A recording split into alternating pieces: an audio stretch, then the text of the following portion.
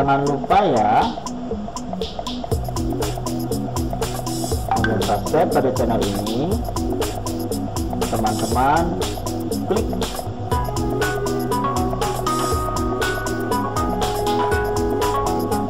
kemudian lonceng notifikasinya juga diklik untuk mendapatkan notifikasi updatean dari channel ini. Terima kasih.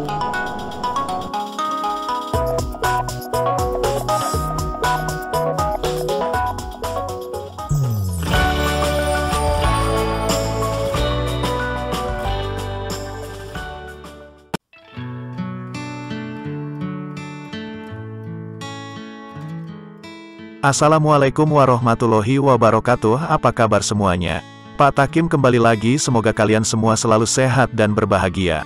Sebelum kita memulai pembelajaran ini, mari sama-sama kita berdoa terlebih dahulu supaya ilmu yang kita pelajari menjadi bermanfaat buat kita semua. Berdoa menurut agama dan kepercayaan masing-masing dimulai. Selesai. Pada kesempatan kali ini Pak Takim akan membahas mengenai sistem pencernaan manusia bagian 1. Tetapi sebelum kita bahas materi ini, Pak Takim mau tahu nih apa yang kalian ketahui tentang pencernaan. Apa saja yang diproses dalam pencernaan, dan dimulai dari manakah proses pencernaan bermula? Yang bisa menjawab silahkan ketik di kolom komentar ya. Tetap semangat buat belajar. Apakah tujuan dari pembelajaran kita pada materi ini? Dengan mempelajari pencernaan manusia, kita mampu mendeskripsikan peran makanan dan organ pencernaan untuk membantu manusia tetap hidup dengan teliti.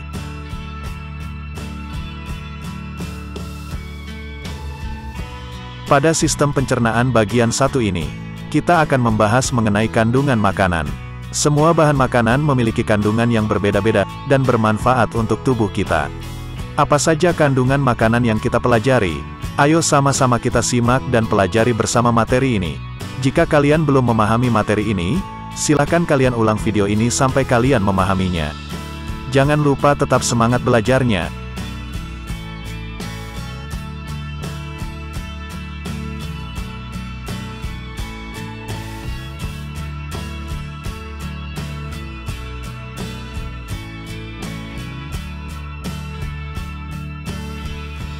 Sekarang kita akan membahas karbohidrat, atau disebut juga dengan zat tepung.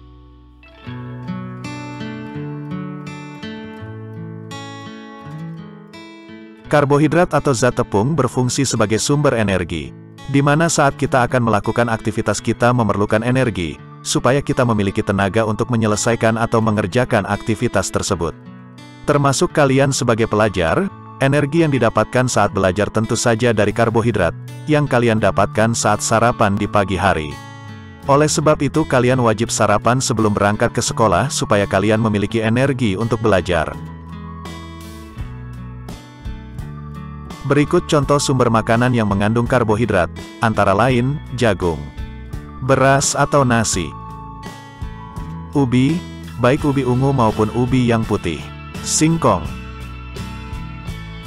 berbagai olahan tepung terigu dan tepung sagu. Berbagai olahan tepung terigu lainnya juga merupakan contoh bahan makanan yang mengandung karbohidrat, seperti roti, mie, dan lain-lain. Sedangkan olahan tepung sagu yang dapat kita jumpai, seperti papeda, pempek, somai, cireng, cimol, cilor, dan lain-lain. Contoh bahan makanan yang mengandung karbohidrat lainnya termasuk juga sorghum. Apakah ada yang tahu sorghum itu apa? Silahkan boleh ceritakan di kolom komentar.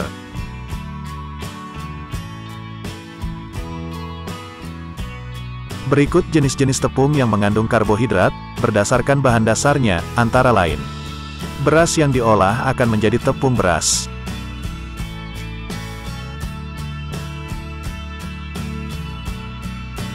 Sagu yang diolah akan menjadi tepung sagu. Dan gandum yang diolah akan menjadi tepung terigu.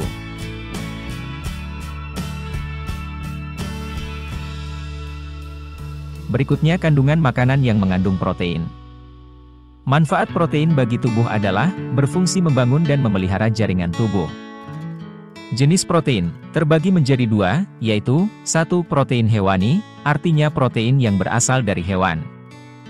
Contoh protein hewani antara lain, daging, semua jenis daging baik daging kerbau, sapi, ayam, ikan, dan lain-lain merupakan contoh protein hewani. Kemudian susu, semua jenis susu baik susu kerbau, sapi, kambing, kuda, dan lain-lain merupakan contoh protein hewani. Dan juga telur, semua jenis telur baik telur ayam, bebek, puyuh, dan lain-lain merupakan contoh protein hewani.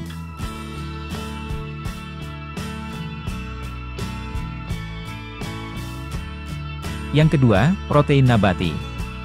Protein nabati adalah protein yang berasal dari tumbuhan. Contoh dari protein nabati, antara lain, kacang tanah, kacang hijau, kacang polong, dan juga kacang kedelai.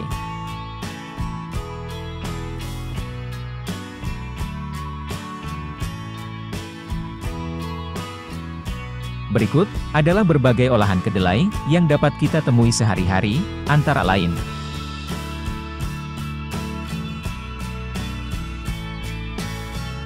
susu kedelai. Susu kedelai merupakan produk hasil ekstraksi kedelai dengan menggunakan air, yang mempunyai penampakan dan nilai gizi mirip dengan susu sapi. Susu kedelai mengandung serat kasar dan tidak mengandung kolesterol sehingga cukup baik bagi kesehatan.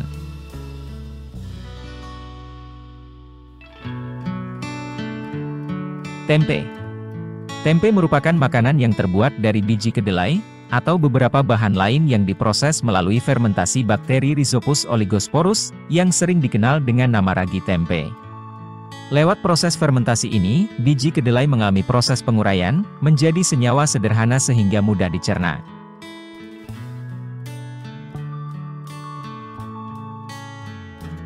Tahu.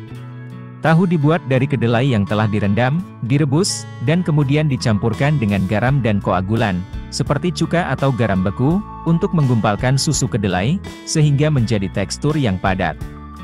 Kandungan di dalam tahu, kaya akan protein, kalsium, zat besi, rendah sodium, rendah kolesterol dan juga rendah kalorinya. Selain itu, tahu juga mempunyai kelebihan, yakni kandungan lemak jenuh yang rendah.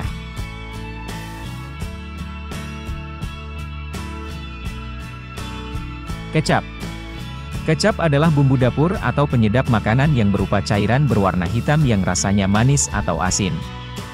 Bahan dasar pembuatan kecap adalah kacang kedelai atau kacang kedelai hitam. Dalam pembuatan kecap, komposisi utama yang dibutuhkan adalah kedelai hitam, gula, air, dan garam. Senyawa lain yang juga terkandung dalam kecap adalah bahan pengawet seperti asam benzoat, asam sorbat, dan bahan pengental.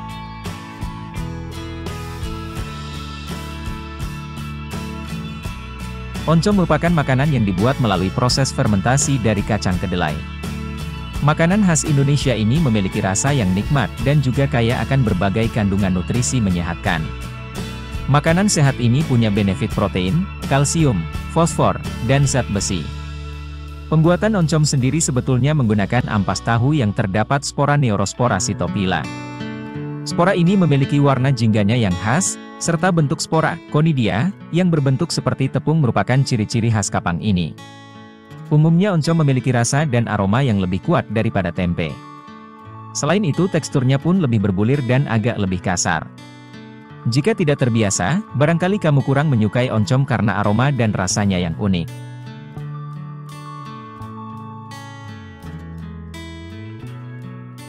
Tauco. Tauco adalah bahan makanan dari kacang kedelai putih yang dibentuk oleh bakteri Aspergillus oryzae dengan medium yang berasal dari kacang kedelai putih. Tauco yang bahannya dari kacang kedelai merupakan makanan khas Cianjur dan dapat dijadikan makanan variatif seperti geco, sambal, tauco atau pecel tauco.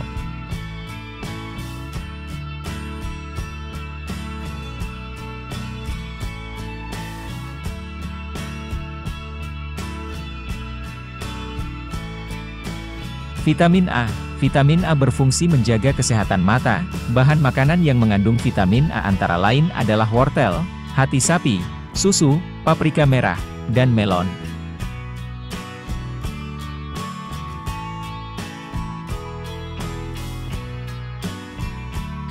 Vitamin B. Vitamin B berfungsi mencegah penyakit beri-beri. Bahan makanan yang mengandung vitamin B antara lain adalah kerang, ikan, sarden, salmon, tuna, daging sapi, susu, yogurt, alpukat, jeruk, apel, pisang, blueberry, mangga, dan lobak.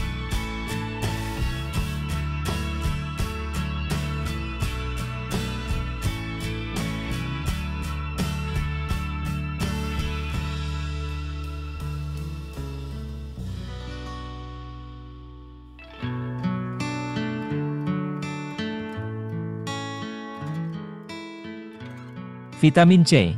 Vitamin C berfungsi untuk meningkatkan daya tahan tubuh dan mencegah sariawan. Bahan makanan yang mengandung vitamin C antara lain adalah stroberi, jeruk, brokoli, cabai, kiwi, pepaya, dan lemon. Vitamin D. Vitamin D berfungsi untuk menjaga kesehatan tulang. Bahan makanan yang mengandung vitamin D antara lain adalah ikan, salmon, sarden, tuna, telur, daging merah, minyak hati ikan kod, dan produk olahan susu.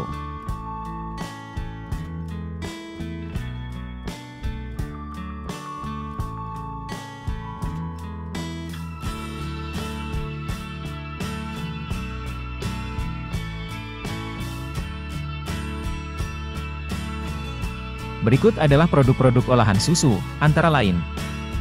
Pertama adalah keju.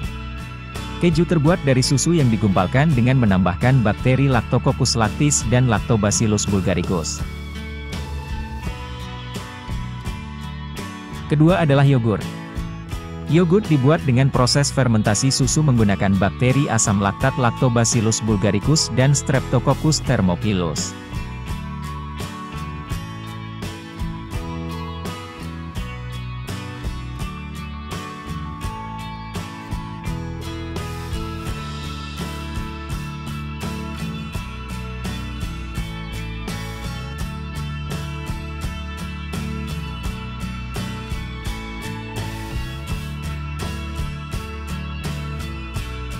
Vitamin E. Vitamin E berfungsi untuk menjaga kesehatan kulit dan wajah. Bahan makanan yang mengandung vitamin E antara lain adalah minyak biji gandum, biji bunga matahari, minyak kedelai, kacang almond, kacang tanah, bit, bayam, dan labu.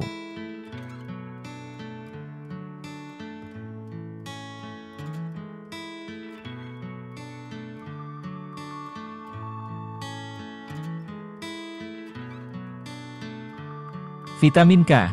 Vitamin K berfungsi untuk pembekuan pada darah. Bahan makanan yang mengandung vitamin K antara lain adalah bayam, brokoli, lobak, sawi, kubis, alpukat, kiwi, delima, tomat, anggur, ikan, daging, hati, serta kuning telur.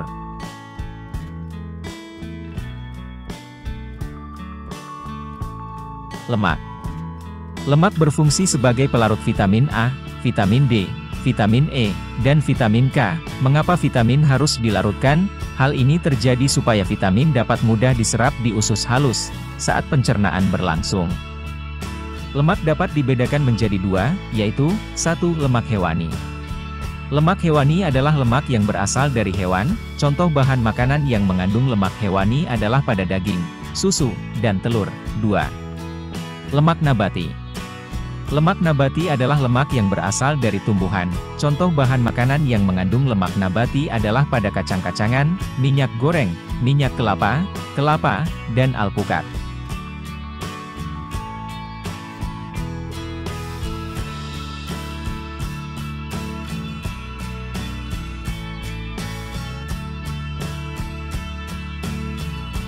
Demikian pembelajaran mengenai kandungan makanan, pada bahasan sistem pencernaan bagian 1 ini. Pak Takim harapkan kalian dapat memahaminya dan dapat bermanfaat bagi kita semua. Jika kalian masih belum memahaminya, silahkan ditonton kembali videonya, sambil kalian membuat mind map atau rangkuman terkait materi ini.